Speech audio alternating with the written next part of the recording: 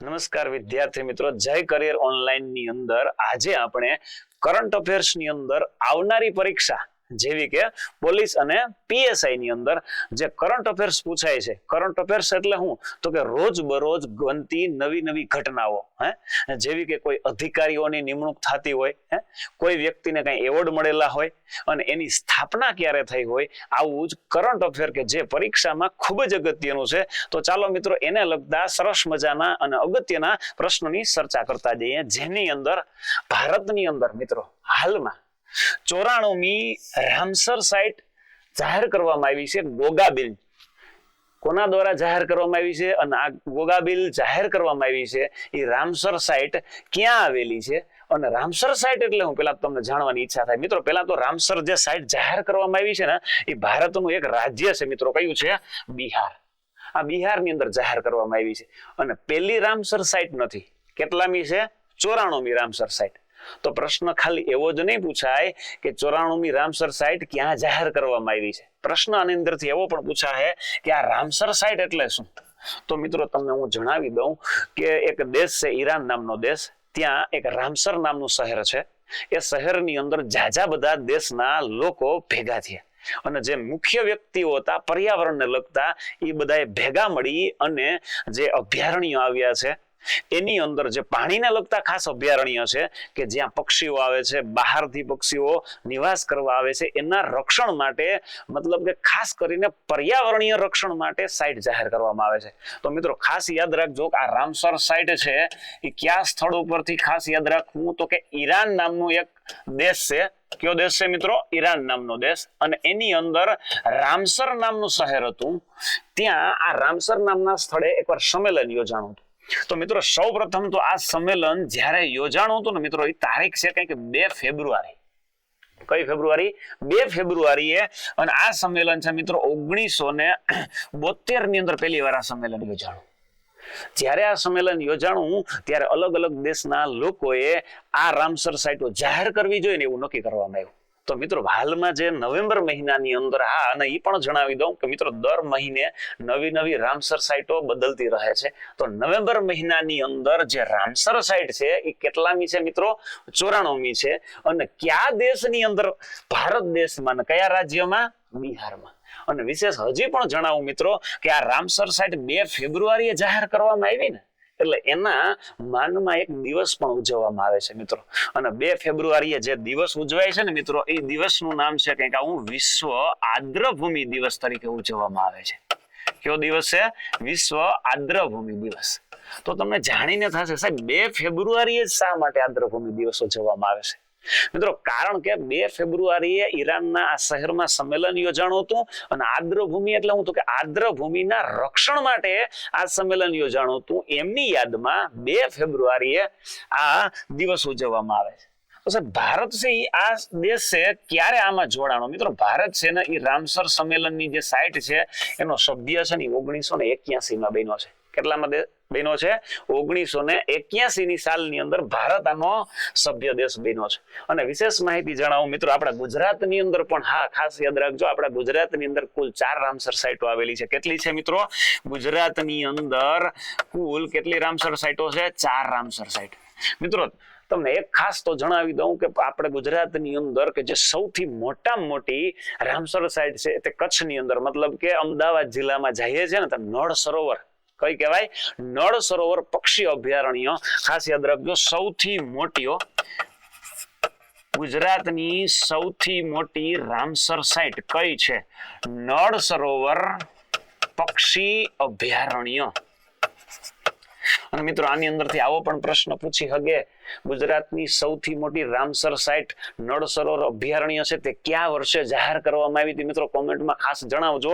આ તમને ફરીથી કહું છું કોમેન્ટમાં ખાસ જણાવજો. અને વિશેષ એક કોમેન્ટમાં આ બાબત પણ જણાવજો કે અન્ય બીજી 3 ગુજરાતની અંદર રામસર સાઇટ જાહેર કરવામાં આવી છે તે કઈ છે? અને મિત્રો તમને એ જણાવી દઉં કે અન્ય 3 જે રામસર સાઇટ છે એ 2021માં જાહેર કરવામાં આવેલી છે. ક્યારે જાહેર કરવામાં આવેલી છે? 2021 ની અંદર. અને વિશેષ હજી પણ જણાવીએ કે સાહેબ સૌથી વધુ રામસર સાઇટો છે ને એ કયા દેશમાં જાહેર કરવામાં આવી છે? યાદ રાખજો, યુકે ની અંદર. કયા દેશમાં? યુકે ની અંદર.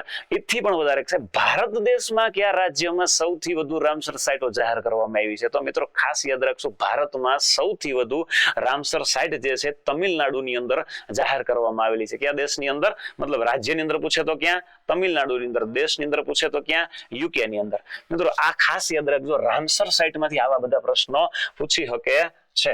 આગળ બાબતો જાણતા જઈએ છીએ. ચાલો મિત્રો નેક્સ્ટ ક્વેશ્ચન ની અંદર બીજો કંઈક ક્વેશ્ચન આવો છે કે હાલમાં જીઆઈ ટેગ, કયો ટેગ?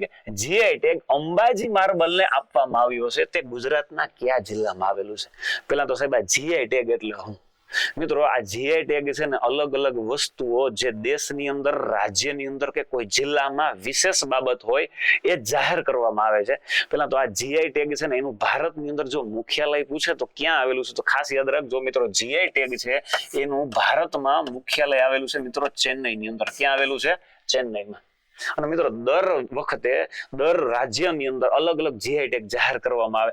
જેમ કે હાલમાં જે અંબાજી જાહેર કરવામાં આવેલો છે તે ગુજરાતના 4 જિલ્લાઓ પૈકી એક જિલ્લો છે. કયો જિલ્લો છે? બનાસકાંઠા જિલ્લો. બનાસકાંઠા જિલ્લાની અંદર મિત્રો એક શહેર આવેલું છે અંબાજી નામનું શહેર. અને ત્યાં જે આ જે પથ્થર છે ને અંબાજી માર્બલ એ કંઈક સફેદ રંગનો જોવા મળે છે. કયા રંગનો જોવા મળે છે મિત્રો? સફેદ રંગનો જોવા મળે છે. અને જે જીઆઈ ટેગ તરીકે જાહેર કરવામાં આવ્યો છે. તો હજી પણ જાણવાની વધારે ઉત્સુકતા તમને થશે કે સાહેબ ગુજરાતની અંદર કઈ વસ્તુને સૌપ્રથમ જીઆઈ ટેગ જાહેર કરવામાં આવ્યો? મિત્રો આ પણ ખાસ યાદ રાખશું, ગુજરાતમાં સૌપ્રથમ કઈ વસ્તુ છે કે જેને જીઆઈ ટેગ જાહેર કરવામાં આવ્યો છે? મિત્રો આપણે થોડું ભૂલી શકાય, આપણે ગુજરાતની અંદર ગીર કેસર કેરી છે. કઈ છે મિત્રો? ગીર કેસર કેરી છે, એમને ગુજરાતમાં સૌપ્રથમ જીઆઈ ટેગ જાહેર કરવામાં આવ્યો. તો મિત્રો સાલ પૂછે તો પણ યાદ રાખી શકાય મિત્રો, અને સાલ પૂછે તો પણ ખાસ યાદ રાખવી 2012 ની અંદર. કયા સાલમાં? 2012માં.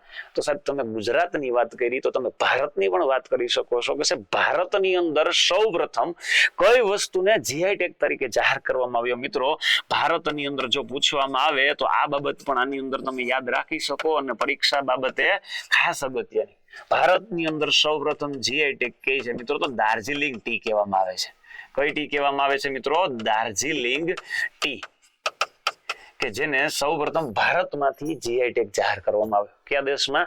ભારતની અંદર. અને ભારતની અંદર આ દાર્જિલિંગની જે વાત આવી છે એ ટી ની કંઈક વિશેષતા હશે તો કે હા મિત્રો, આ ટી છે તે દાર્જિલિંગ સિવાય બીજા એક પણ શહેરની અંદર આ ટી છે આવી જોવા મળતી નથી. મિત્રો ટી એટલે શું? તો કે ભારતનું રાષ્ટ્રીય પીણું. અને ટી ની વાત આવી મિત્રો તો ચા છે. ચા ની અંદર પણ એક ખાસ તત્વ હોય છે મિત્રો, આપણે એને શું કહીએ છીએ? ટેનિન નામનું તત્વ. શું કહીએ છીએ? ટેનિન નામનું તત્વ. અને વિજ્ઞાનની અંદર મિત્રો આને યાદ રાખીએ તો સૌથી વધારે પાચનમાં જો વાર લાગતું હોય તો ચાને વાર લાગે છે. 8 કલાક જેટલી વાર લાગે છે. કેટલી કલાક જેટલી મિત્રો? 8 કલાક જેટલી. બીજું એક કોમેન્ટમાં મિત્રો તમે ખાસ જણાવજો કે જીઆઈ ટેગ ગુજરાતમાંથી અને ભારતમાંથી એટલું જાહેર કરવામાં આવ્યું છે. તો ક્યારેક મિત્રો જીઆઈ ટેગ છે એનું ફૂલ ફોર્મ નેમ પણ પૂછી શકે છે. મિત્રો તમે કોમેન્ટમાં જણાવી શકો છો કે જીઆઈ ટેગનું ફૂલ ફોર્મ નેમ શું છે? ખાસ અગત્યનો પ્રશ્ન છે, આની અંદરથી આવો પ્રશ્ન પણ પૂછાતા હોય. ચાલો મિત્રો નેક્સ્ટ ક્વેશ્ચન છે જે કરંટ ને લગતો ખાસ અગત્યનો, એના વિશે પણ ચર્ચા કરીએ. મિત્રો હાલની અંદર જ કેગ સેન્ટર ઓફ એક્સલન્સ કયા સ્થળે સ્થાપવામાં આવશે કે જે હમણાં જાહેર કરવામાં આવ્યું છે? પહેલા તો સાહેબ આ કેગ એટલે શું? મિત્રો તમને જાણકારી આપું કે ગુજરાત સરકાર હોય કે ભારત સરકાર હોય એનું જે ઓડિટ કરવાનું કામ કરે છે ને, ઓડિટ એટલે શું કહું? કોઈ કઈ કાગળિયામાં ભૂલથી હિસાબમાં ગોટા કર્યા છે સાદી ભાષામાં, એ ચોરીને જે પકડવાનું કામ કરે છે ને મિત્રો એને કેગ કહેવામાં આવે છે. શું કહેવામાં આવે છે? કેગ. તો પેલા તો સાહેબ આ કેગ નું પૂરું નામ શું છે? મિત્રો કેગ છે એનું પૂરું નામ મિત્રો કંઈક આવું છે, કંટ્રોલર ઓફ ઇન્ડિયા. મિત્રો આને કહેવામાં આવે છે મહાલેખા નિરીક્ષક. મહાલેખા નિરીક્ષક, કંટ્રોલર ઓડિટર ઓફ ઇન્ડિયા આવા નામથી પણ ઓળખવામાં આવે છે, અથવા મહાલેખા નિરીક્ષક તરીકે પણ ઓળખવામાં આવે છે. મિત્રો આ કેગ છે ને મિત્રો એની નિમણૂક પણ કોણ કરતું હોય છે? પાછું યાદ રાખશું, બંધારણની દ્રષ્ટિએ પણ આ અગત્યનો મુદ્દો કહી શકાય. તો મિત્રો આની નિમણૂક છે ને ખરેખર તો ભારતના રાષ્ટ્રપતિ છે ને એમના દ્વારા આમની નિમણૂક કરવામાં આવે છે. કોના દ્વારા? ભારતના રાષ્ટ્રપતિ દ્વારા. અને હા મિત્રો જણાવી દઉં કે ભારતની અંદર હાલમાં આ કયા સ્થળે સ્થાપવામાં આવશે? તો કે હૈદરાબાદ નામના સ્થળે. ક્યાં મિત્રો? હૈદરાબાદ નામના સ્થળે. અને વિશેષ માહિતી મિત્રો એ પણ જાણીએ કે સાહેબ આ કેગ છે તો ભારતના જે હાલના કેગ છે તે કોણ છે, મતલબ કે હાલના કંટ્રોલર ઓડિટર ઓફ જનરલ તરીકે કોણ ફરજ બજાવે છે? તો મિત્રો એનું ખાસ યાદ રાખજો, કરંટ અફેર્સ રૂપે પણ પૂછી શકે છે. કે સંજય મૂર્તિ. કોણ છે મિત્રો? કે સંજય મૂર્તિ. ખાલી એટલું જ ન યાદ રાખવું કે હૈદરાબાદ શહેરમાં સ્થપાય છે. અને સાહેબ આ એક્સલન્સ હું કેમ સ્થાપવામાં આવ્યું, એવો અંદરથી પ્રશ્ન થાય. મિત્રો કેગનું જે કામ છે ને એ એક વ્યક્તિ પોતે એટલું બધું ના કરી શકે, પણ હાલના સમયમાં જાજો બધી વસ્તી વધતી જાય છે, એની સામે જાજા બધા કાગળિયાના વર્કની સામે હિસાબનું કામ જાજુ હોય છે, ઓડિટનું કામ જાજુ હોય છે. તો એ ટેકનોલોજીનો ઉપયોગ થાય ને એના માટે એક સેન્ટર બનાવ્યું હૈદરાબાદમાં. એમાં એઆઈ ટેકનોલોજીનો પણ ઉપયોગ કર્યો, જેના લીધે ઝડપથી કોઈ પણ વસ્તુનું ઓડિટ થઈ શકે. એના માટે આ જગ્યાએ એટલે કઈ મિત્રો હૈદરાબાદ નામના સ્થળે શું કરવામાં આવ્યું છે? તો કે કેગ એક્સલન્સ ઓફ સેન્ટર નામનું સ્થળ સ્થાપવામાં આવ્યું છે. મિત્રો આ પ્રશ્નની અંદર ખાસ અગત્યના પ્રશ્ન પૂછાઈ શકે છે. ચાલો મિત્રો નેક્સ્ટ ક્વેશ્ચન ની અંદર જાતા જઈએ છીએ પાછા આપણે. મિત્રો હાલમાં બ્લુ ફ્લેગ સર્ટિફિકેટ 2025 એ બે સ્થળો જાહેર કરવામાં આવ્યા. એકનું નામ છે સોનાપુર અને બીજો છે પુરી ગોલ્ડન. મિત્રો આ બીચ ના નામ છે. શું નામ છે? બીચ ના નામ. અને એ ક્યાં જાહેર કરવામાં આવ્યા છે અને કયા રાજ્યમાં આવેલા છે? મિત્રો સૌપ્રથમ તો તમને એવું થશે કે સાહેબ આ બ્લુ ફ્લેગ સર્ટિફિકેટ એટલે શું? મિત્રો ખાસ જણાવી દઉં કે ભારતની અંદર શું આખા વિશ્વની અંદર બ્લુ ફ્લેગ સર્ટિફિકેટનો મતલબ એવો છે કે એવા કયા દરિયા કિનારા છે કે જે સ્વચ્છ છે, જોવાલાયક છે, સુંદર છે, રમણીય છે, અને ખાસ કહી દઉં કે સ્વચ્છતાની બાબતમાં પણ અગ્રણીય છે. એવા જે દરિયા કિનારા હોય ને એમને બ્લુ ફ્લેગ સર્ટિફિકેટ આપવામાં આવે છે. શું આપવામાં આવે છે? Blue flag certificate. જો કે હાલમાં તો હું એવું કહી શકું કે એવા દરિયા કિનારા કોઈ કહી જ ન શકાય, કારણ કે આપણે જ્યાં પણ જઈએ ત્યાં શું કચરો, સુંદરતા, રમણીયતા બધું બગાડી નાખીએ છીએ. જનરલી આના માટે આ આપવામાં આવતું નથી, પણ સરસ સ્વચ્છતા હોય, સુંદર હોય, રમણીય હોય અને સાથે સાથે એકદમ માણસોને સેફટીને ધ્યાનમાં રાખીને જાહેર કરવામાં આવે. તો મિત્રો હાલની અંદર જે જાહેર કરવામાં આવ્યું છે એ ભારતનું કયું રાજ્ય છે? ઓડિશાની અંદર. કયા રાજ્યમાં? ઓડિશાની અંદર.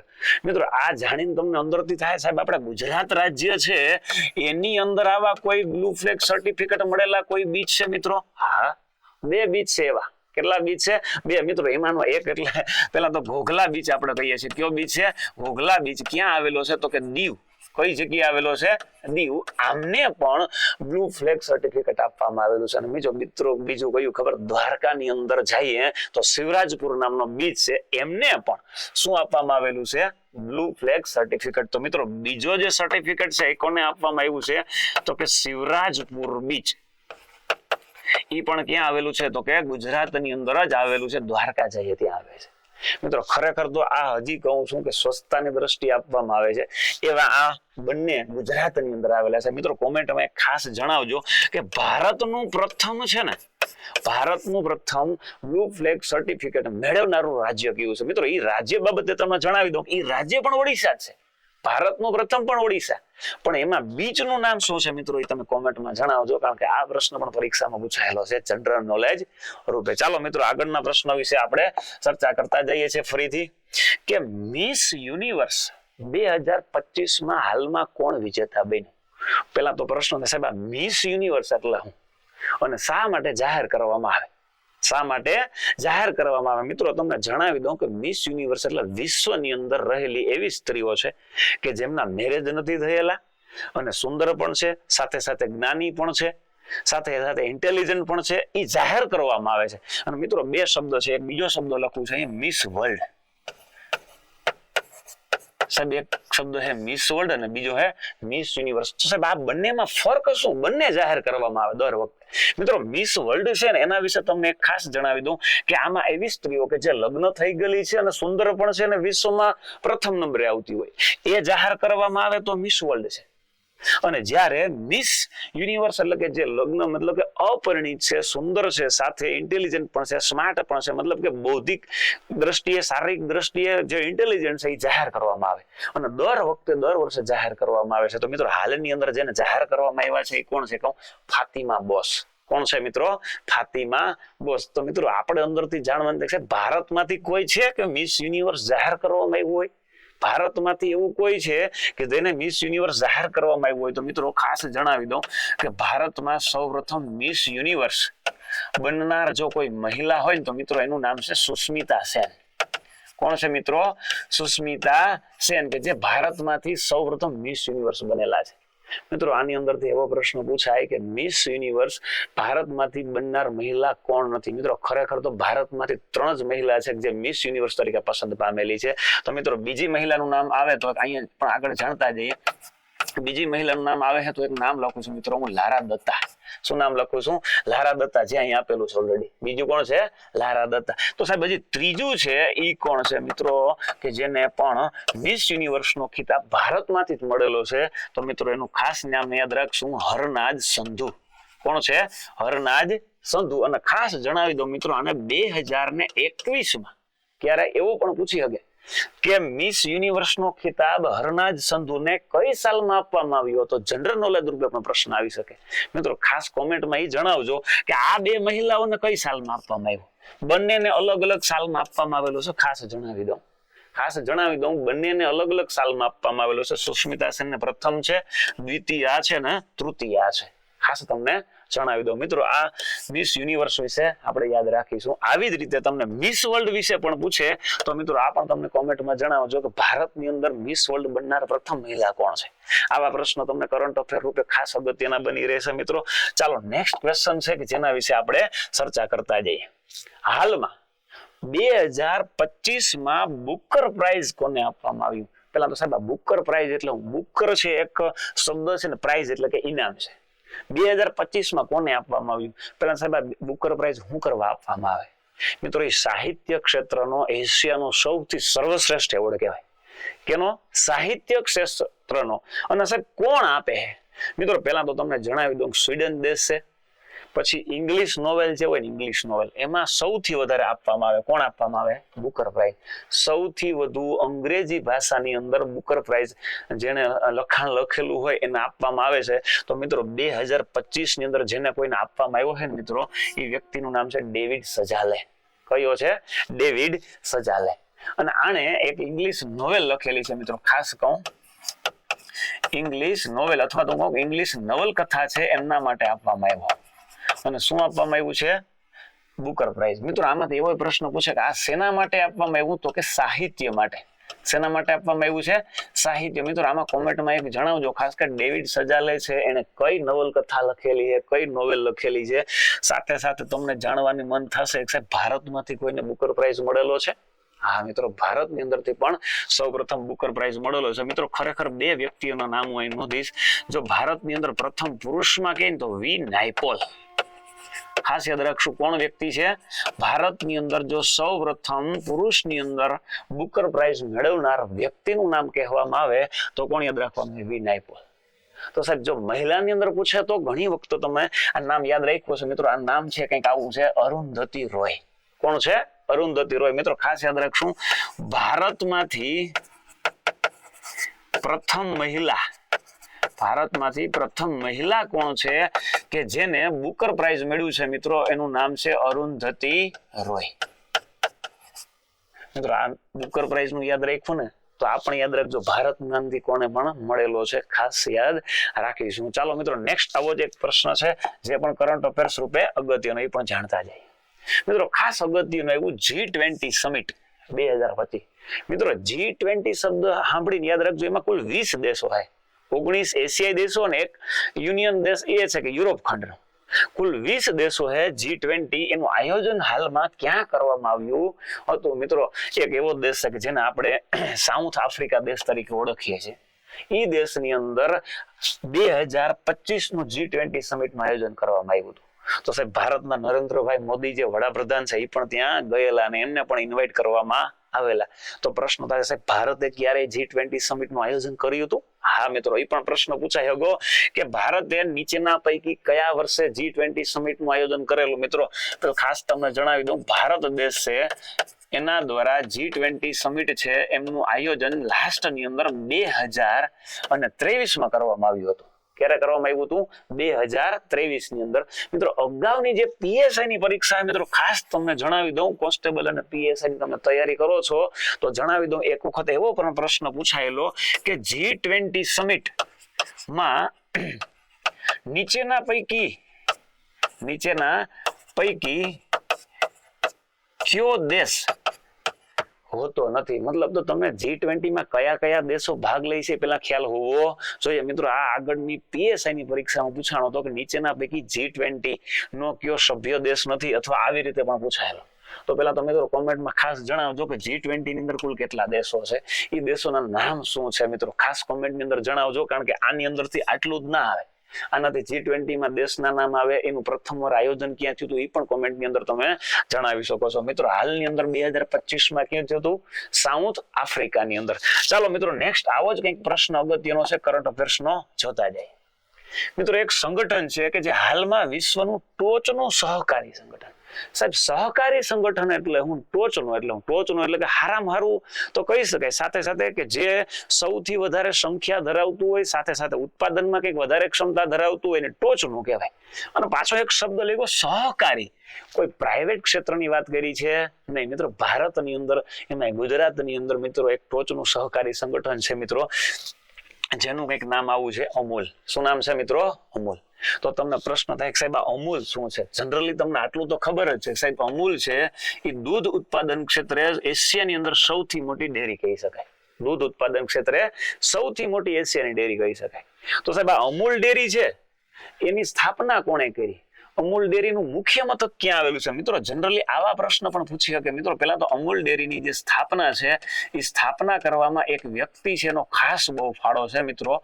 એનું નામ છે ત્રિભુવનદાસ પટેલ. કોણ છે? ત્રિભુવનદાસ પટેલ. અને મિત્રો આના પહેલા પણ તમને થોડુંક જણાવી દઉં, એક વખત આણંદની અંદર, મિત્રો પહેલા તો આનું જણાવી દઉં કે આનું મુખ્ય મથક છે ને આણંદ શહેરની અંદર આવેલું છે. ક્યાં છે? આણંદ શહેરમાં. આ શહેરની અંદર ભારત આઝાદ થયા પછી સરદાર વલ્લભભાઈ પટેલ દરેક ગામડે ફરતા હતા. તો ખેડૂતો દ્વારા એને એક પ્રશ્ન કહેવામાં આવ્યો કે ભાઈ આટલું બધું દૂધનું ઉત્પાદન થાય છે તો આમના માટે એક ડેરીની સ્થાપના કરવામાં આવે. તો સરદાર વલ્લભભાઈ પટેલે પહેલા તો પ્રયત્ન કર્યા, અને એ પ્રયત્ન થકી આણે એક બીડું ઉપાડ્યું કે હાલો એક ડેરીની સ્થાપના કરીએ. અને આ ડેરીની સ્થાપના કરવામાં કોણે ફાળો ભજવ્યો હતો? ત્રિભુવનદાસ પટેલે. અને આને જો કોઈ સહયોગ આપનાર કહે તો મિત્રો ખાસ યાદ રાખજો, કોણ હે? સરદાર વલ્લભભાઈ પટેલ. આને સહયોગ આપેલો. અને આ વ્યક્તિએ કોની સ્થાપના કરી? અમૂલ ડેરીની સ્થાપના કરી.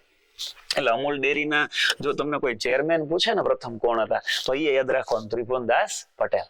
મિત્રો આને સ્થાપના કરતી હતી, આને જ્યાં સુધી જીવતા હતા ત્યાં સુધી પોતાના દ્વારા તમામ પ્રયત્નો કર્યા. અમૂલ ડેરીના પ્રણેતા પણ કહી શકાય. પણ અમૂલ ડેરીનો વિકાસમાં જો કોઈ ફાળો હોય તો આ વ્યક્તિ પાછા નથી. આને પડતા પ્રયત્નો કર્યા કે મેઇન સ્થાપક આ જ છે. પણ મિત્રો તમે એક બીજા વ્યક્તિનું પણ કદાચ નામ સાંભળ્યું હોય છે, વર્ગીસ કુરિયન. કોણ છે? વર્ગીસ કુરિયન. મિત્રો અમૂલ ડેરીની અંદર આપણે એક ક્રાંતિ કહીએ કે શ્વેત ક્રાંતિ. કઈ કહીએ કે મિત્રો? શ્વેત ક્રાંતિ. આ શ્વેત ક્રાંતિ એટલે કે અમૂલ ડેરી અંદર દૂધનું ઉત્પાદન ખેડૂતો દ્વારા આપવામાં આવે એ માટે એક વ્યક્તિ છે એ કંઈક માર્કેટિંગ કરે છે, અથવા તો હું એવું કહીશું કે ઘરે ઘરે જઈને લોકોને સમજાવવાનો પ્રયત્ન કરે છે. એ શ્વેત ક્રાંતિ કહી શકાય. તો શ્વેત ક્રાંતિનો જનક કોઈને કેવો હોય ને મિત્રો, તો કોને કહેવામાં આવે? ખબર? વર્ગીસ કુરિયનને કહેવામાં આવે છે. તો સાહેબ આને કોઈ વ્યક્તિનો ફાળો હશે ને મિત્રો? હા, તમને ખાસ એક તો જણાવી દઉં, 1966 ની અંદર ભારતના એક વડાપ્રધાન હતા મોરારજી દેસાઈ. એ મોરારજી દેસાઈ એ વખત આણંદ આવે છે ને ત્યારે એ આ અમૂલ ડેરીના કાર્યથી એટલા બધા પ્રભાવિત થાય છે અને જણાવે છે કે મિત્રો આ ડેરી માત્ર ગુજરાત પૂરતી સીમિત ન રહેવી જોઈએ, આ ડેરીને આમ એશિયા ક્ષેત્રે મોટી બનાવો એના માટેના પ્રયત્નો કરવામાં આવે. આટલું બોલીને જાય એટલે વર્ગીસ કુરિયન છે એને મળે છે અને સાંત્વના આપીને કહે છે કે હું મારા દ્વારા થતા તમામ પ્રયત્નો કરીશ. અને એમના પ્રયત્નો થકી ખાસ યાદ રાખજો, શ્વેત ક્રાંતિ છે ને એનો જનક તો ગણવામાં આવે વર્ગીસ કુરિયનને, પણ એને સહાયતા કરનાર જો કોઈ વડાપ્રધાન પૂછે તો યાદ રાખજો કોણ છે મિત્રો? મોરારજી દેસાઈ. કોણ છે? મોરારજી દેસાઈ. અને એના માટે એને સહાયતા કરેલી અને આ ડેરીની સ્થાપના કરી, સાથે સાથે શ્વેત ક્રાંતિનો જનક પણ કહેવામાં આવે છે. કોને કહેવામાં આવે છે મિત્રો? વર્ગીસ કુરિયનને. મિત્રો હાલની અંદર જો પેલા અધ્યક્ષ તો ખ્યાલ છે ત્રિભુવનદાસ પટેલ, જો હાલની અંદર અમૂલ ડેરીના અધ્યક્ષ કહેવામાં આવે કે હાલમાં કોણ છે, એના ચેરમેન કોણ છે મિત્રો, તો યાદ રાખશું અશોક ચૌધરી. કોણ છે મિત્રો? અશોક ચૌધરી કે જે હાલમાં અમૂલ ડેરીના કોણ છે, ચેરમેન છે. આની અંદરથી આવો પ્રશ્ન પણ પૂછાયા ગયા. મિત્રો એક કોમેન્ટમાં ખાસ જણાવજો કે અમૂલ ડેરીની સ્થાપના કયા વર્ષે થઈ હતી. આ તમે કોમેન્ટની અંદર જણાવ દો.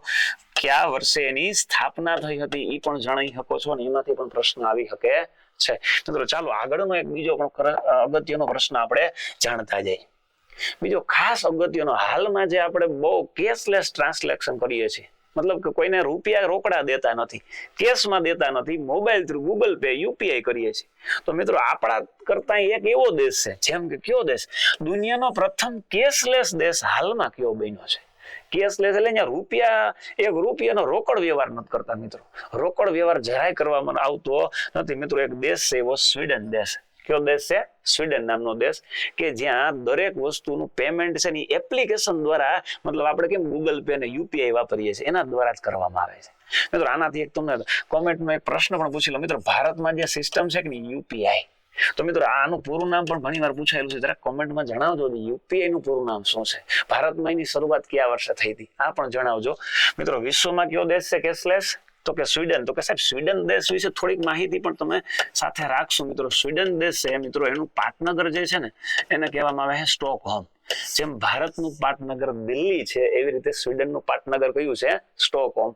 મિત્રો આને સાયન્સની દ્રષ્ટિએ જોવું હોય ને તો માહિતી પણ આપું કે વિશ્વનો સર્વશ્રેષ્ઠ એવોર્ડ જે આપવામાં આવે છે નોબેલ એવોર્ડ, એ કયા દેશ દ્વારા આપવામાં આવે? તો મિત્રો ખાસ યાદ રાખશું, નોબેલ એવોર્ડ સ્વીડન દેશ ખાતેથી આપવામાં આવે છે.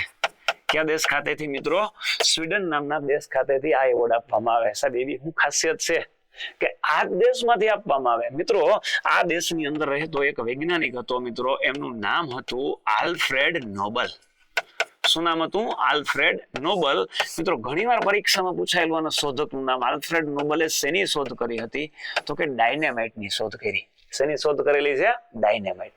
ડાયનેમાઇટ એટલે આપણે સાદી ભાષામાં ગુજરાતીઓ મિત્રો એને કૂવો ખોદવા માટે માટીને પોચી કરીએ છીએ અને પથ્થર છે એના ટુકડામાં વિભાજિત કરવા માટે એક દારૂગોળો વાપરીએ છીએ, આપણે એને ડાયનેમાઇટ કહેવામાં આવે. મિત્રો આ વ્યક્તિએ આટલા બધા રૂપિયા કમાયેલા આ વસ્તુ વેચીને કે એના લીધે એમને ખૂબ રૂપિયા બની ગયા હતા એ તે સમયની અંદર. અને આને મૃત્યુ સમયે એવું થયું, વિસ્તાર તો ન જણાવતા શોર્ટની અંદર જણાવું છું કે આ રૂપિયા એટલા બધા ભેગા કર્યા છે, હાલો ને હું એવી શોધ કરનાર જે વ્યક્તિ હોય એને દાનમાં આપું રૂપિયા, પણ કંઈક શોધ કરે ને જે દેશ માટે કામની હોય. તો મિત્રો ખાસ તમને જણાવી દઉં કે ત્યારથી મતલબ કે 1901 થી આ એવોર્ડ આપવામાં આવે છે. ક્યારથી? 1901 થી. અને મિત્રો કયા કયા ક્ષેત્રમાં આપે છે તમને ક્ષેત્રો પણ જણાવી દઉં. ખાસ એક તો યાદ રાખજો મિત્રો, રસાયણ વિજ્ઞાન. વિજ્ઞાનની અંદરથી કહું તો એક રસાયણ વિજ્ઞાન છે. બીજું મિત્રો તમને ખાસ જણાવું તો ભૌતિક વિજ્ઞાનની અંદરથી પણ આ એવોર્ડ આપવામાં આવે. અને મિત્રો બીજું ત્રીજું એક જણાવું તો મેડિસિન કહી શકાય અથવા તો જનીન ક્ષેત્રે પણ એક એવોર્ડ આપવામાં આવે છે. અને ચોથું મિત્રો તમને જણાવું તો સાહિત્ય ક્ષેત્રે પણ આ એવોર્ડ આપવામાં આવે છે. અને મિત્રો પાંચમું તમને કહું ને તો આપણે અર્થશાસ્ત્ર કહીએ છીએ એટલે કે ઇકોનોમિક્સ કહીએ છીએ, એના ક્ષેત્ર પણ એવોર્ડ આપવામાં આવે છે. પહેલા તો આ 5 ક્ષેત્રમાં જ આપવામાં આવતો, અને પછી છઠ્ઠો જ ક્ષેત્ર છે મિત્રો શાંતિ ક્ષેત્રે એવોર્ડ આપવામાં આવે છે 1969 માં. જો કે એ નોર્વે દેશ દ્વારા આપવામાં આવે છે. આટલા બધા એવોર્ડની શરૂઆત થઈ હતી. મિત્રો આ એવોર્ડ વિશે તમને જણાવ્યું તો ખાસ જણાવી દઉં, એક વખત આ એવોર્ડમાંથી પણ ઘણીવાર પ્રશ્ન પૂછાતા હોય છે. તો મિત્રો તમે કોમેન્ટની અંદર જણાવજો ખાસ કે ભારતની અંદરથી આ બધા જે ક્ષેત્ર છે એમાંથી કોણ કોણે નોબેલ એવોર્ડ પ્રથમવાર મેળવ્યો હતો. સાથે સાથે જીકેની દ્રષ્ટિએ એ પણ જાણજો કે કઈ સાલમાં આપવામાં આવ્યો હતો, કઈ સાલની અંદર આપવામાં આવ્યો હતો. ખાલી કેશલેસ દેશમાં સ્વીડન દેશ એટલું જ ન યાદ રાખવું, આવું પણ બને છે. આવી રીતે તૈયારી કરતું જવાનું છે મિત્રો. તો તમને ખાસ આ કરંટ અફેર છે એ અગત્યનું રહેતું હોય. મિત્રો તમે કોન્સ્ટેબલ અને પીએસઆઈ ની તૈયારી કરો છો ને, તો કોન્સ્ટેબલ ની અંદર મિત્રો ખાલી એ તમે કઈક હોટલ ની અંદર ખાવા જાવ ને, હોટલમાં તો પણ એટલું બિલ બની જાય. હોટલ ની અંદર ખાવા જઈએ તો પણ એટલું બિલ બની જાય. તો મિત્રો આના માટે એક સરસ મજાનો કોર્સ છે કોન્સ્ટેબલ નો, કે માત્ર 299 રૂપિયા, 300 રૂપિયામાં એક ઓછો. 299 રૂપિયામાં કયો કોર્સ મિત્રો? કોન્સ્ટેબલ નો 3 મહિના માટે મિત્રો તમે સામાન્ય ભાવ કહેવાય, આ તમે પરચેસ કરી શકો છો. કદાચ વધારે ઈચ્છા હોય તો 6 મહિના સુધી 499 છે, એથી પણ વધારે ઈચ્છા હોય તો 799 છે. મિત્રો આની અંદર તમે અલગ અલગ પ્રકારના વિષયના વિડીયો જે રેકોર્ડેડ હશે એ તમે જોઈ શકશો. સાથે સાથે આવું નવું કરંટ અફેર્સ પણ તમે જોઈ શકશો. તો હાલો મિત્રો આપણે નેક્સ્ટ એવા બીજા અગત્યના પ્રશ્નોની ચર્ચા કરતા જઈએ. તો મિત્રો ભારતનું પ્રથમ ઇલેક્ટ્રિક રોકેટ, સાહેબ ઇલેક્ટ્રિક ગાડી તો સાંભળી હતી, 2 વ્હીલ સાંભળ્યું, એક્ટિવા સાંભળ્યું, 4 વ્હીલ સાંભળ્યું, પણ સાથે સાથે સાહેબ રોકેટ પણ, તો કે હા ભારતનું પ્રથમ ઇલેક્ટ્રિક રોકેટ લોન્ચ કરવામાં આવ્યું છે. મિત્રો એ રોકેટનું તમને નામ જણાવી દઉં ને તો થશે એક વાયુપુત્ર. સાંભળો, શું નામ રાખ્યું છે? વાયુપુત્ર. મિત્રો વાયુ એટલે શું છે? પદાર્થની એક અવસ્થા છે. મિત્રો એને નામ શેના આધારે રાખ્યું? કહું વિજ્ઞાનની અંદર પદાર્થ છે ને, પદાર્થ એની 5 અવસ્થા છે: ઘન, પ્રવાહી, વાયુ, પ્લાઝ્મા અને બોઝ આઇન્સ્ટાઈન સંઘટક. કેટલી અવસ્થા છે? 5. તો 5 અવસ્થામાંથી આ જે રોકેટ છે ને, એ જે અવસ્થામાં જાય છે એ અવસ્થાનું નામ શું છે? વાયુમાં જાય છે ને, હવામાં. તો હવાનું બીજું નામ શું છે? વાયુ. એના આધારે એને ઇલેક્ટ્રિક જે રોકેટ છે એનું નામ શું રાખ્યું છે? વાયુપુત્ર નામ રાખ્યું છે. અને ભારતનું પ્રથમ ઇલેક્ટ્રિક છે. મિત્રો ઇલેક્ટ્રિક નો મતલબ કે ચાર્જિંગ કરવામાં આવતું હશે? હા. અને મિત્રો આ તમને જણાવી દઉં કે ઈસરો દ્વારા લોન્ચ કરવામાં આવ્યું નથી. તમે ખાસ મને કોમેન્ટમાં જણાવજો કે ભારતનું પ્રથમ ઇલેક્ટ્રિક રોકેટ છે તે કઈ કંપની દ્વારા લોન્ચ કરવામાં આવ્યું છે. મિત્રો તમને એક બાબત ખાસ જણાવી દઉં કે ચેન્નઈ સ્થિત એક કંપની છે, ચેન્નઈ સ્થિત એક ટેકનોલોજીની ઇલેક્ટ્રિક બાબતની એક કંપની છે કે જેણે આ રોકેટ લોન્ચ કર્યું છે. મિત્રો ખાસ જણાવી દો, કોમેન્ટમાં મને જણાવજો કંપનીનું નામ શું છે. તો ચાલો મિત્રો બીજો પણ નેક્સ્ટ અગત્યનો પ્રશ્ન આપણે જાણતા જઈએ. ભારતનો મિત્રો સૌથી ભારે સંચાર ઉપગ્રહ કયો મોકલવામાં આવ્યો છે? હાલમાં ભારતે એક ભારે સંચાર ઉપગ્રહ મોકલ્યો છે. ભારે એટલે હું વજનની અંદર ભારે કહી શકાય ભારતનો, અને એ પણ શેનો? સંચાર ઉપગ્રહ મોકલવામાં આવ્યો છે. તો મિત્રો પહેલા તમને જણાવી દઉં કે એનું નામ શું છે? કહું GSAT-7R. GSAT-7R જે ભારત દ્વારા મોકલવામાં આવ્યો છે. મિત્રો આ મોકલવામાં આવે છે તો પહેલા એક શબ્દ આવ્યો ઉપગ્રહ. મિત્રો તમને હું જણાવી દઉં, ભારત છે ને ખરેખર આવી કઈક વસ્તુઓ લોન્ચ કરે છે. એક રોકેટ લોન્ચ કરે છે, એક મિસાઇલ લોન્ચ કરે છે, અને ત્રીજું છે જે ઉપગ્રહ લોન્ચ કરે છે. આ 3 વસ્તુ લોન્ચ કરવામાં આવે છે. અને મિત્રો આ લોન્ચ કરવામાં મુખ્યત્વે ભારતની કઈક સંસ્થાઓ છે. તો ઈસરો છે, અને મિત્રો એક બીજું છે DRDO. શું છે? DRDO. મિત્રો DRDO છે ને સંરક્ષણ લગતું, ડિફેન્સ લગતી કોઈ ટેકનોલોજી હોય તો એ બાબતે બધું કોને ફાળે જાય? DRDO ને. આ DRDO ડિફેન્સ લગતી તમામ મિસાઇલો છે, રોકેટો છે, ઉપગ્રહો મોકલે છે. જ્યારે અન્ય કઈ લોન્ચ કરવું હોય તો કોણ મોકલે છે મિત્રો? ઈસરો દ્વારા મોકલવામાં આવે છે. ઈસરો એટલે હું મિત્રો તમને જનરલી તો ખ્યાલ છે ઈસરોનું પૂરું નામ કે Indian space research and organisation. આ ઈસરોનું પૂરું નામ છે. મિત્રો ઘણીવાર ઈસરોનું પૂરું નામ પણ પૂછાયેલું. ઈસરોનું પૂરું નામ શું છે? 4 ઓપ્શન આપેલા હોય તો તમને ખ્યાલ હોવો જોઈએ કે આ ઈસરોનું પૂરું નામ છે. મિત્રો તમને ખાસ જણાવી દો, કોમેન્ટમાં મને એ પણ જણાવજો કે ઈસરોની સ્થાપના કરવામાં કયા ભારતીય વ્યક્તિનો ફાળો છે ને એ પણ વૈજ્ઞાનિક હતા. ખાસ તમને જણાવજો કે આની સ્થાપના કરવામાં કોનો ફાળો છે. ચાલો મિત્રો આવો જ કંઈક અગત્યનો બીજો પ્રશ્ન છે એ પણ જાણતા જઈએ. મિત્રો અજય વોરિયર યુદ્ધ અભ્યાસ. સાહેબ યુદ્ધ અભ્યાસ એટલે હું પહેલા તો મિત્રો 2 દેશો પોતે મળે, એમાં આર્મી હોય, નેવી હોય કે એરફોર્સ હોય, એ પોતપોતાના દેશના સંરક્ષણને લગતા જે સાધનો છે એમાં મિસાઇલ પણ હોઈ શકે, રોકેટ પણ હોઈ શકે, નેવીના જહાજો પણ હોઈ શકે, અને સબમરીન પણ હોઈ શકે, અને એરફોર્સને લગતા વિમાનો પણ હોઈ શકે. એ બંને દેશો લઈ અને પોતપોતાના દેશો એક કોઈ ચોક્કસ સ્થળની પસંદગી કરે. જો નેવીનું કરવું હોય તો દરિયાની પસંદગી કરે છે, એરનું કરવું હોય મતલબ એરફોર્સને લગતું યુદ્ધ અભ્યાસ કરવો હોય તો હવાની પસંદગી કરે, એક સ્થળની પસંદગી કરે, અથવા મિલિટરી અભ્યાસ કરવો હોય તો કોઈ એવું સ્થળ છે કે જ્યાં ઝાઝા બધા લોકો રહી શકે ને એવું અભ્યાસનું એક સ્થળ પસંદ કરવામાં આવે. અને આવી રીતે જે કરવામાં આવે મિત્રો એને યુદ્ધ અભ્યાસ કહેવામાં આવે. તો મિત્રો અજય વોરિયર નામનો યુદ્ધ અભ્યાસ છે એ 2025માં કયા દેશો વચ્ચે યોજાયો હતો? મિત્રો ખાસ જણાવી દઉં કે ભારત અને કોના વચ્ચે યોજાયો હતો? UK. કોના વચ્ચે? UK. કદાચ UK શબ્દ ન હોય તો મિત્રો ઇંગ્લેન્ડ પણ શબ્દ હોઈ શકે, કારણ કે UK એટલે United of Kingdom. United of Kingdom. આ બંને દેશો વચ્ચે અજય વોરિયર યુદ્ધ અભ્યાસ યોજાયો હતો. મિત્રો તમને એક બીજો પણ પ્રશ્ન પૂછું, કદાચ આવો પણ પ્રશ્ન પૂછે કોમેન્ટમાં મને જણાવજો ખાસ કે સાહેબ ભારત અને ફ્રાન્સ વચ્ચે પણ યુદ્ધ અભ્યાસ થાય છે? હા, એના વચ્ચે પણ યુદ્ધ અભ્યાસ થાય છે. મિત્રો મને ખાસ જણાવજો, આના વચ્ચે પણ યુદ્ધ અભ્યાસ કરવામાં આવે છે. દર વખતે અલગ અલગ કરવામાં આવે છે, નામ પણ અલગ અલગ રાખવામાં આવે છે. હાલો હજી એક પણ છે મિત્રો, ભારત અને શ્રીલંકા. મિત્રો ભારત અને શ્રીલંકા હે તો તમને એક જણાવી દઉં, એના વચ્ચે હમણાં એક ઓપરેશન થયું સાગરબંધુ ઓપરેશન. અને મિત્રો એ વચ્ચેનો જે અભ્યાસ છે એને એક નામ રાખું છું મિત્રો, મૈત્રી શક્તિ યુદ્ધ અભ્યાસ. મિત્રો આવો પ્રશ્ન પૂછવો જરૂર નથી કે અજય વોરિયર જ પૂછી શકે. આ દેશોના નામ આપ્યા તો આના આધારે આવું પૂછે, મૈત્રી શક્તિ યુદ્ધ અભ્યાસ કયા બે દેશો વચ્ચે યોજાય છે?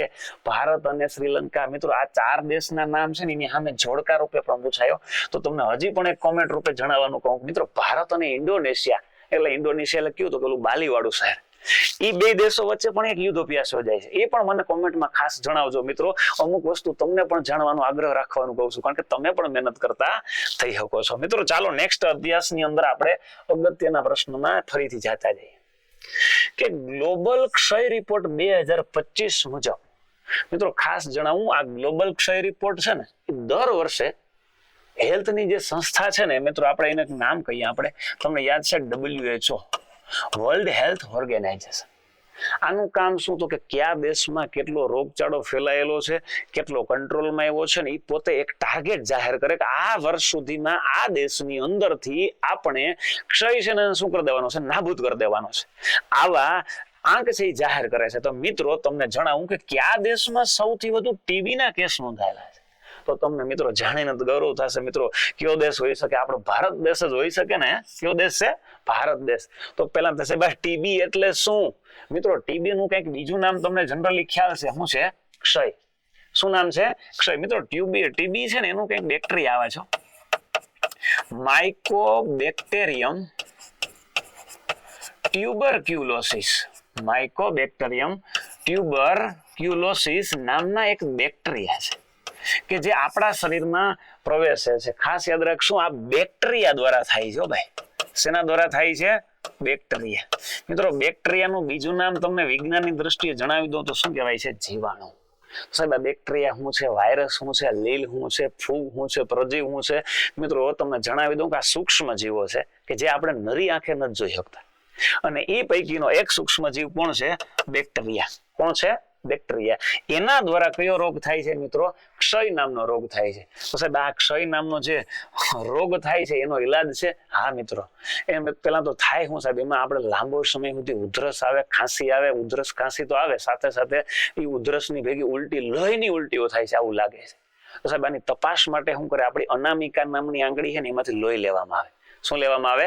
અનામિકા નામની આંગળીમાંથી લોહી લેવામાં આવે. તો સાહેબ આ ઈલાજ માટે આને કંટ્રોલમાં લઈ આવવો છે તો એ માટે કોઈ રસી છે મિત્રો? આ એક રસી છે મિત્રો, એનું નામ છે BCGની રસી. કઈ રસી છે? BCGની રસી. કયા રોગના રક્ષણ સામે આપવામાં આવે છે? તો કે ટીબી રોગના રક્ષણ સામે કઈ રસી આપવામાં આવે? BCGની રસી આપવામાં આવે. મિત્રો તમે ખાસ જણાવજો, આ ટીબીની વાત કરી તો ટીબીની યાદમાં એક દિવસ ઉજવવામાં આવે છે, વિશ્વ ક્ષય દિવસ. કયો દિવસ આવે છે? વિશ્વ ક્ષય દિવસ. મિત્રો મને કોમેન્ટમાં જણાવજો વિશ્વ ક્ષય દિવસ ક્યારે ઉજવવામાં આવે. મિત્રો કોન્સ્ટેબલની અંદર એકાદા દિવસો પૂછાતા હોય, કયો દિવસ પૂછે એ ખબર નથી, પણ આપણે આવા PYQ ની અંદરથી ખાસ નવા પ્રશ્નો બનતા રહેશે અને તમને નવું જાણવા મળતું રહેશે. તો ચાલો મિત્રો આ પ્રશ્ન પણ ખાસ અગત્યનો હતો. ચાલો નવા એક પ્રશ્ન તરફ પાછા આગળ વધીએ છીએ અને જાણીએ ભાઈ. મિત્રો એક dictionary.com એ કોને 2025 નો વર્ડ ઓફ ધ યર જાહેર કર્યો? સાહેબ આ dictionary.com શું છે? મિત્રો આપણે એક ઓક્સફર્ડ છે ને, ઓક્સફર્ડ એ પણ આવા શબ્દો જાહેર કરો. ખાસ કહું છું oxford.com. મિત્રો અલગ અલગ ડિક્શનરીઓ આવે, જેમ કે ઓક્સફર્ડ યુનિવર્સિટી છે ને તેવી ઓક્સફર્ડની સ્પેશિયલ ડિક્શનરી છે. મિત્રો એ દર વખતે એક એવો શબ્દ હોય કે જે આખા વખતમાં જાહેર કરવામાં આવ્યો હોય ને સૌથી વધુ એનો આખા વર્ષમાં ઉપયોગ થયો હોય એવો જે શબ્દ હોય ને એ જાહેર કરે ને એને આવું કહેવામાં આવે dictionary.com. મિત્રો બધાય હરખો શબ્દ જાહેર નથી કરતા.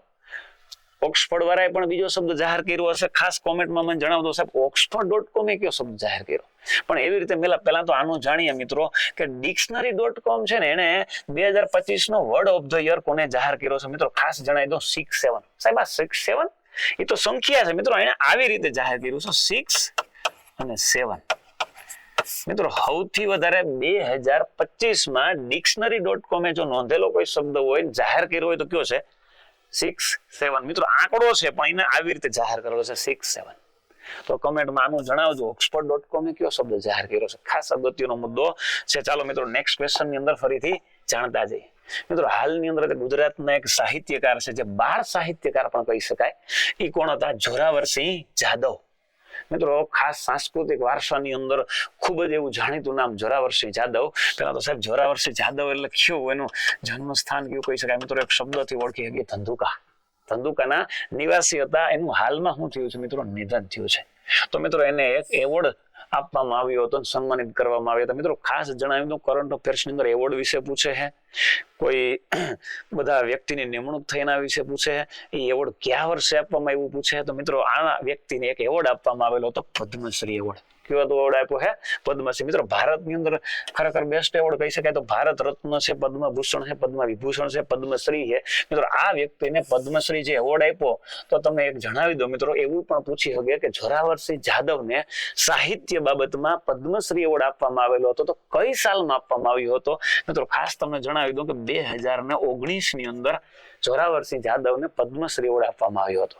મિત્રો આ સિવાય ગુજરાતી સાહિત્યના અનેક એવોર્ડ એને મળેલા છે. જે પૈકીનો એક એવોર્ડ એટલે હું કહી શકું ઝવેરચંદ મેઘાણી એવોર્ડ, લોક સાહિત્યકાર જે હતા એ એવોર્ડ પણ આ વ્યક્તિને મળેલો છે. ખાસ યાદ રાખશું કે એવોર્ડ ની વાત કરું છું, ઝવેરચંદ મેઘાણી એવોર્ડ પણ આ વ્યક્તિને મળેલો. તમે મને એક કોમેન્ટ ની અંદર ખાસ જણાવજો મિત્રો, આ વ્યક્તિને ઝવેરચંદ મેઘાણી એવોર્ડ કઈ સાલમાં પ્રાપ્ત થયો હતો? કઈ સાલમાં પ્રાપ્ત થયો હતો? ચાલો મિત્રો નેક્સ્ટ ક્વેશ્ચન છે કે જે પણ આપણે અગત્યનો છે જાણતા જઈએ. સાહેબ હાલમાં global climate change performance index જાહેર કરવામાં આવ્યું, તેમાં ભારત છે ખરેખર સાહેબ 2026 સાહેબ આ ખરેખર 2025 ના એન્ડિંગમાં જાહેર કરે છે અને એ લોકો એને 2026 નો આંકડો આપી દે છે. એટલે જાહેર કરવામાં આવ્યું છે તેમાં ભારત કેટલામાં ક્રમે રહ્યું? પરંતુ સાહેબ ક્રમે રહ્યું એ તો ખ્યાલ બરોબર છે. તો આ ગ્લોબલ ક્લાઇમેટ ચેન્જ એટલે મિત્રો ગ્લોબલ વિશે તમને જણાવી દઉં, ક્લાઇમેટ વિશે જણાવી દઉં. ગ્લોબલ ક્લાઇમેટ ચેન્જ આ ઇન્ડેક્સ એટલે હું ક્રમાંક જાહેર કરવામાં આવે. પેલા તો મિત્રો તમને જણાવી દઉં કે 1 થી 3 ક્રમાંકમાં તો કોઈ દેશ જ નથી.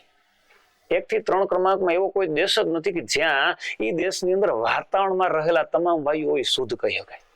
એવો એક દેશ છે જ નહીં. મિત્રો ચોથા ક્રમે જે દેશનું નામ છે મિત્રો, એ દેશનું નામ તમને હું કહું છું, નોર્વે નામનો દેશ છે. કયો દેશ છે? નોર્વે નામનો દેશ.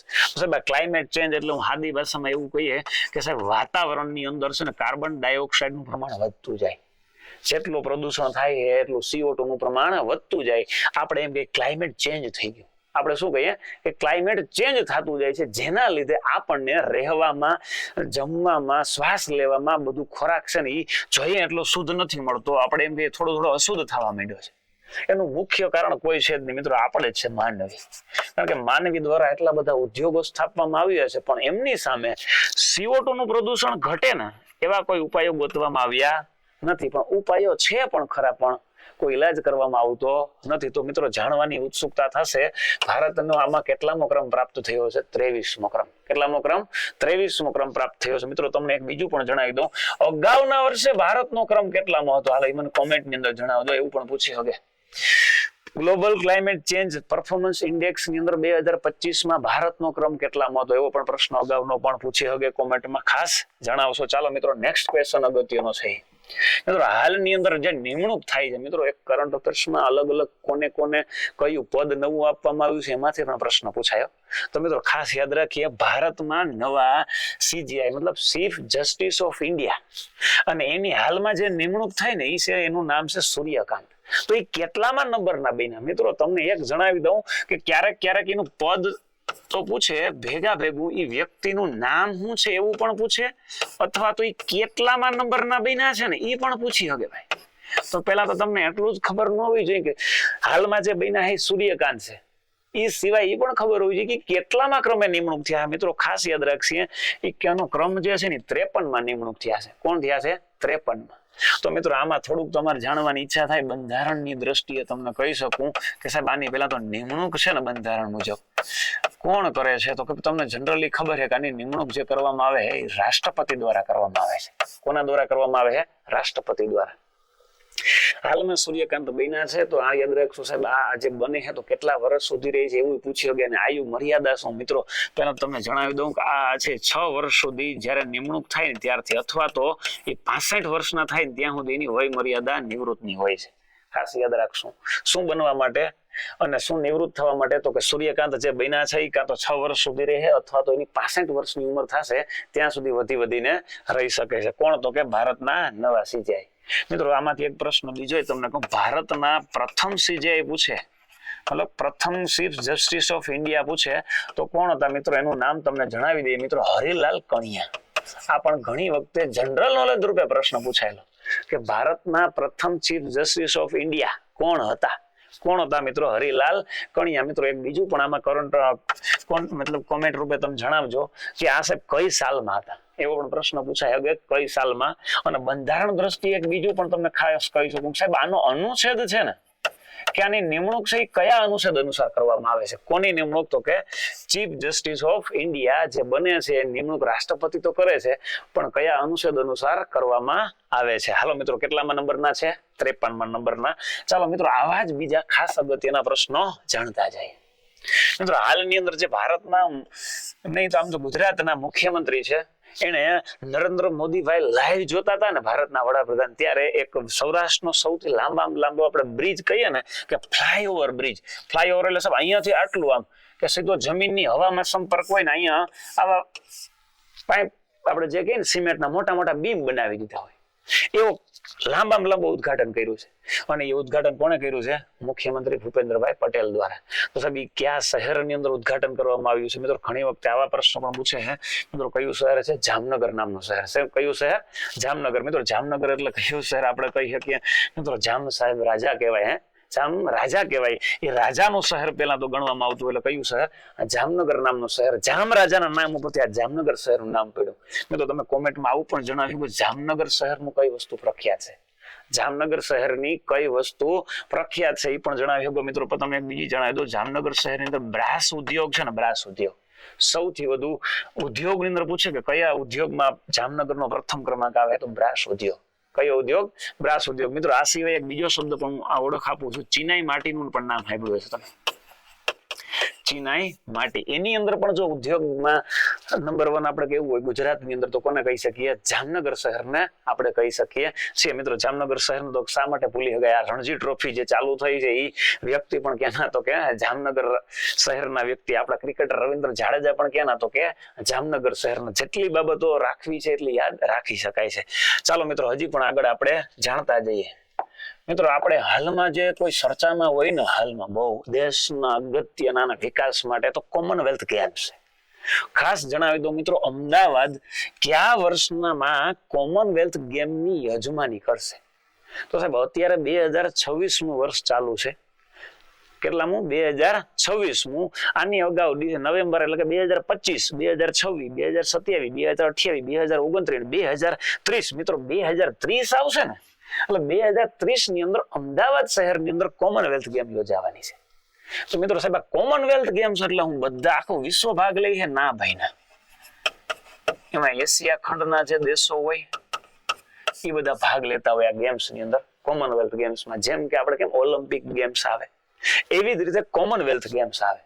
એની અંદર આ બધા ખંડની અંદર આવેલા દેશો એની ભાગ લે.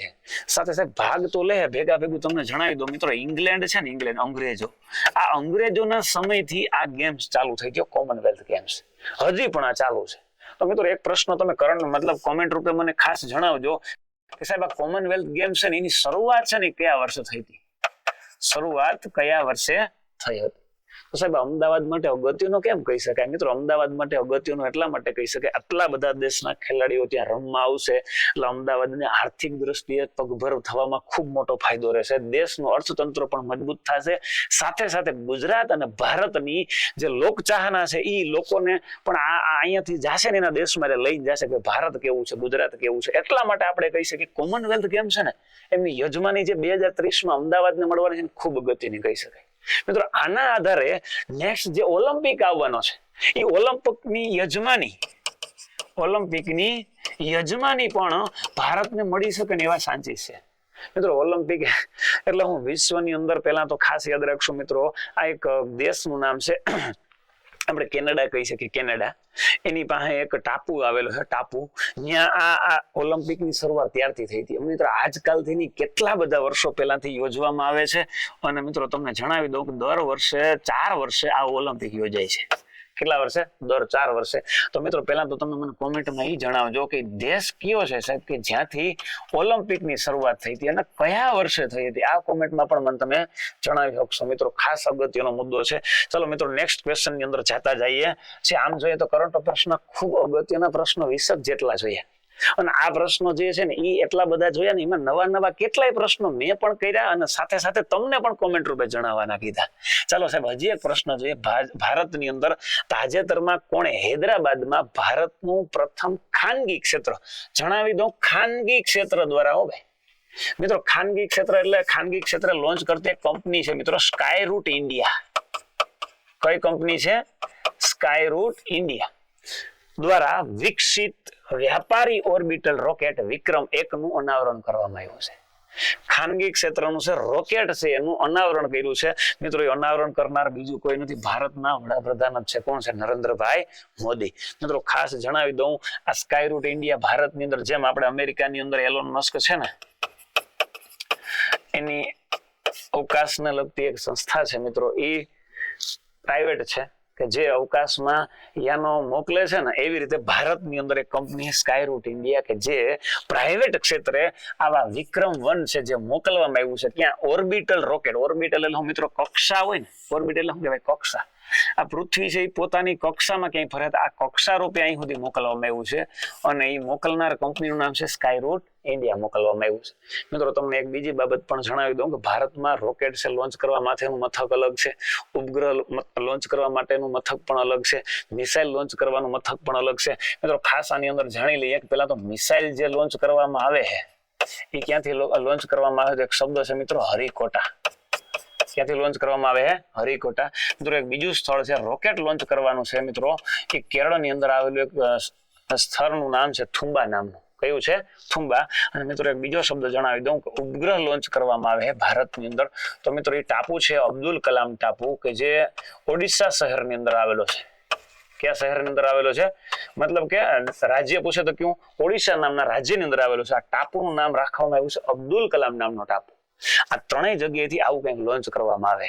મિત્રો આની અંદર એક તમે કોમેન્ટમાં પણ આમ જણાવી શકો કે ભારતનો પ્રથમ ઉપગ્રહ કયો હતો? મિત્રો ખાસ એક વૈજ્ઞાનિકના નામ ઉપરથી હતો જે ગુજરાતના હતા. તમે આ પણ કોમેન્ટમાં જણાવી શકો છો. મિત્રો આપણે આવા ખરેખર અગત્યના ખૂબ જ એવા સારા પ્રશ્ન જોયા, કરંટ અફેર્સ જોયું, પીવાયક્યુ રૂપે જોયું. મતલબ કે એક પ્રશ્ન છે, 4 ઓપ્શન છે, ખાલી એમાં જવાબ રૂપે જ ન જોતા એમાંથી નવા નવા કેમ પ્રશ્ન બની શકે છે એના સહયોગ રૂપે તમને આ કરંટ અફેર્સ આપણે જોયું. એ પણ નવેમ્બર મહિનાનું જોયું છે મિત્રો. અને ખાસ આવું જ બીજું આગળના મહિનાનું કરંટ અફેર્સ તમને જોવાની ઉત્સુકતા થાય, જાણવાની ઉત્સુકતા થાય કે હાલો આપણે નવેમ્બર પછી ડિસેમ્બર મહિનાનું પણ કરંટ જાણીએ કે એની અંદરથી કેવા કેવા પ્રશ્નો આવશે, અધિકારીઓ કોની નિમણૂક થશે, કયા અનુચ્છેદ અનુસાર થશે, કોને એવોર્ડ મળ્યો છે, રમત ગમતનો એવોર્ડ કયો મળ્યો છે, કોને નિધન થયું છે તે વ્યક્તિ કોણ નિષ્ણાંત હતા, આવા બધા પ્રશ્નો વિશે તમને જાણવાની ઉત્સુકતા થશે. તો એના માટે મિત્રો ફરીથી આપણે જય કરિયર ઓનલાઈન ની અંદર આપણે ફરીથી મળતા રહીશું. જય હિન્દ.